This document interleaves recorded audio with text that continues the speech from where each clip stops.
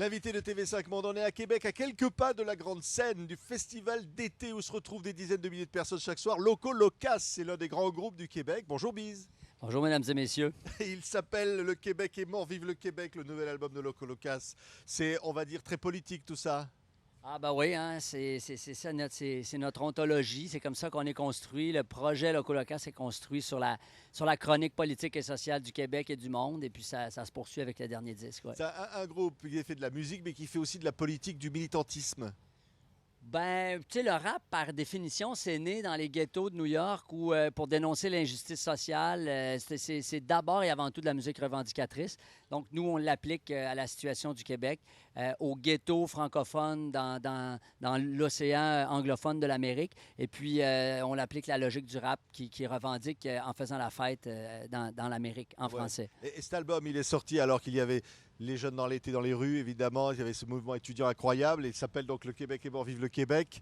C'était évident d'écrire ça à ce moment-là. Oui, puis ça s'est fait presque par anticipation parce que les chansons, au moment où la grève a été déclenchée, le disque a été lancé en pleine manifestation à Montréal en juin 2012, alors que la grève avait commencé peut-être en février, alors que les chansons étaient à peu près toutes écrites.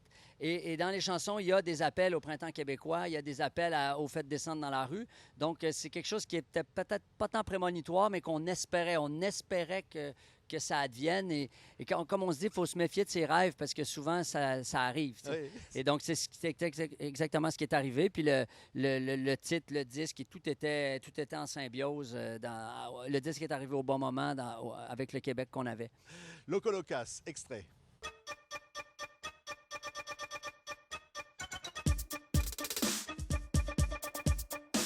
Il y a quelque temps, à la suite de mon dernier déménagement, j'ai feuilleté mon album définissant. J'y ai revu des petits bums se définissant, comme autant d'esquisses d'espoir resplendissant. On avait toutes des coupes de glam et des sourires francs. Tu t'en souviens-tu du temps des titans? Ça avait pourtant pas commencé en grand. Première journée à JFP, pendant la période de récréation. En guise d'initiation, un gros marron a baissé mes pantalons. Jusqu'aux chevilles devant les filles, qui ont bien vu que j'étais pas un étalon. Ça a pas été long, qui ont tourné les talons. J'avais l'air d'un colon devant le temps talon. Ma première impression, mon entrée. J'étais pas bayotte, j'avais tout raté. Secondaire, extrait donc du nouvel album de Loco Locas, Le Québec est mort, vive le Québec. Secondaire, c'est quoi? C'est l'école? C'est le lycée. C'est l'équivalent du lycée et c'est autobiographique. Donc, on dit que le disque est politique, mais il y a des choses plus ludiques quand même. Là-dessus, c'est une chronique de ce qui m'est arrivé. La première journée d'école, on m'a baissé les pantalons devant tout le monde et donc j'ai donc raté ma première impression. Et j'en ai fait une chanson quelques 25 ans plus tard. C'est une vengeance de la vie, ça. Voilà. Alors, pour parler des chansons plus politiques, évidemment, il y a tout ce qui raconte ce Québec, comme vous le disiez, dans cet océan anglophone, et puis finalement, cette envie d'exister, ce souverainisme qui vous habite. Voilà, tout à fait. Et cette envie d'exister, comme tu le dis, c'est exactement ça, parce que le Québec est un État qui n'a pas signé sa Constitution, un des seuls au monde qui n'a pas de Constitution. Et donc, il y a un flou politique au Québec, et ce flou-là, bien, on vit avec, plus ou moins heureusement. Et nous, on est pour la clarté, donc on aimerait bien clarifier une fois pour toutes l'avenir du Québec, du moins parmi le concert des nations. Et puis, c'est de ça qu'on parle dans le disque. Puis on essaie aussi de renouveler le discours, de renouveler la forme aussi. Notamment, il y a beaucoup question de démocratie, de souveraineté populaire dans cet album-là. Donc, c'est quoi la souveraineté populaire ici pour le Québec?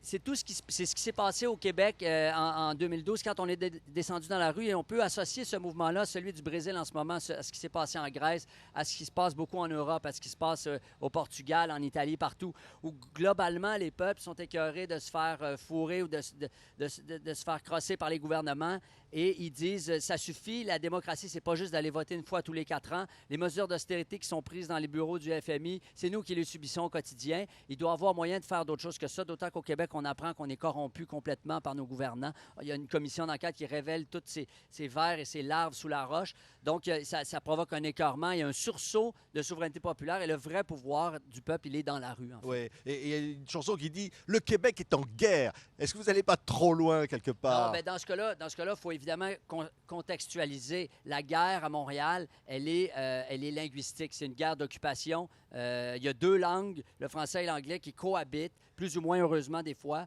Et cette occupation-là, c'est une occupation quasiment militaire des fois, parce qu'à chaque fois qu'une avance, l'autre recule aussi. Et donc, c'est de cette guerre-là dont il est question. Il n'est jamais question au Québec de prendre des armes pour faire avancer des idéaux démocratiques. On n'a pas cette tradition-là. Et puis, c'est pas comme ça qu'on va fonctionner. Oui, mais c'est un combat pour la langue, Oui. comme la langue comme argument culturel, comme Oui. survie culturelle. Absolument, comme survie culturelle, puis survie, je dirais carrément la survie politique ou historique d'un peuple, d'une nation, parce que ici, il faut se souvenir, on l'oublie souvent, que la langue française, c'est la première langue d'Amérique après les langues des Premières Nations.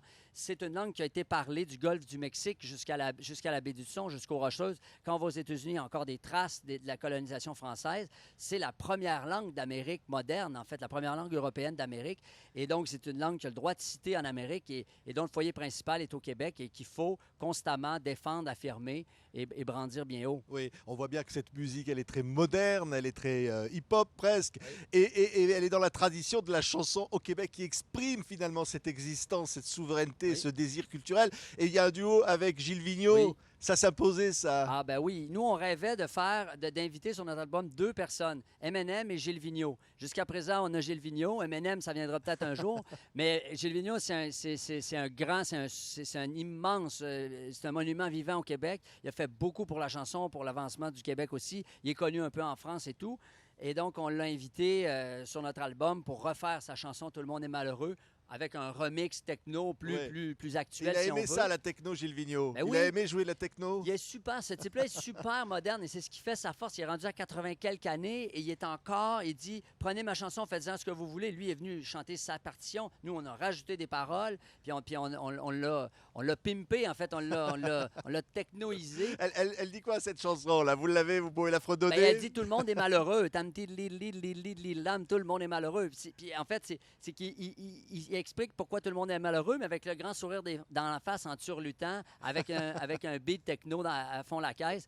Donc, c'est lui, c'est tout, M. Vigneault. Puis il y a un passage de génération qu'on a trouvé C'est extraordinaire. magnifique. Alors turluter, ça veut dire quoi déjà? Parce que là, pour ceux qui nous Ben, écoutent, c'est ça. Alors, c'est pas la turlute française. Turluter, on fait ça, c'est comme fredonner des paroles. Tam, ça, c'est de la turlute. Alors, une fille peut turluter aussi, mais en France, quand elle turlute, elle peut pas parce qu'elle aurait la bouche pleine. il y avait une chanson de W qui disait je peux plus turluter parce que j'ai un bouton sur le bout de la C'est langue. Ça, c'est une très. Il faut connaître le contexte. C'est comme ici au Québec, les gosses. Au Québec, vos gosses viennent de nos gosses, en fait. Parce que les gosses, pour les Québécois, disons, l'utérus originel des enfants, c'est les testicules.